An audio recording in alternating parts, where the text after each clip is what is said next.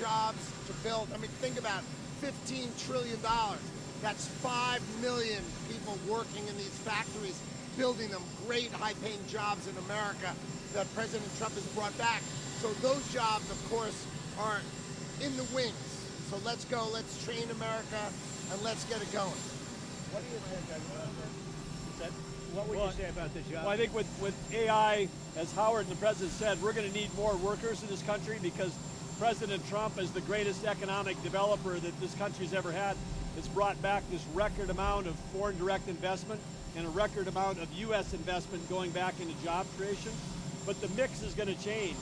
AI will take jobs away like software development because AI can write code, but AI can't wire a building, do plumbing. I mean, if kids go into the trades today, they're all going to be making 150 grand and they'll have amazing lives, build companies, start businesses. I mean, this is part of the boom of America because middle class, working Americans will never have had it as good. They have lower taxes, lower regulation, and more opportunities to go to work to build things. We need people. We really need, because we're building so many factories in the country, and so AI can help with that. But what also is going to help are going to be robots. You know, the robots, I think, are going to be a big deal, and that's going to help also. On the Russian sanctions, sir, on the secondary tariffs, are you concerned that secondary tariffs on buyers of Russian oil will hurt American consumers, higher gas prices? I don't think so. I think that whole thing is going to go away eventually. It should have gone away. And Putin does say, oh, I want peace, but so far he hasn't lived up to that. So I think it's going to go away, but we're going to find out soon. We're going to find out soon. Can you give us more details on the sanctions? Is it 100% sanctions? No, I don't want to do that. But they're very biting, they're very significant, and they're going to be very bad for the countries involved. I mean, they'll be very, very powerful and very bad for the countries involved. And I hope we don't have to pull that string. And maybe we won't. We'll see. Got to end. Got to stop the killing. Mr. President, were you frustrated today that the House wasn't able to move on that crypto legislation? No, you know, the interesting thing is the 12 votes were votes where they wanted it to be stronger in terms of crypto people. I figured, oh, wow, that's sort of interesting, because I was focused really on today's meeting, not that.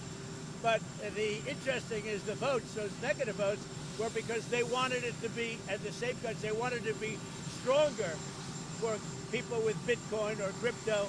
They wanted more strength, which is interesting. What do you want to refine in the UK trade deal?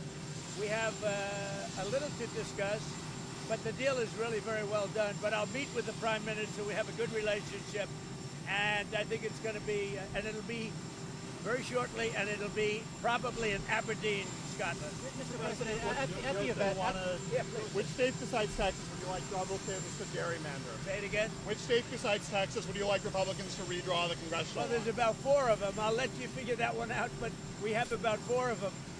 In 3 cases, it's 1, and in 1 case, it's 2 or 3. And Texas would be 5.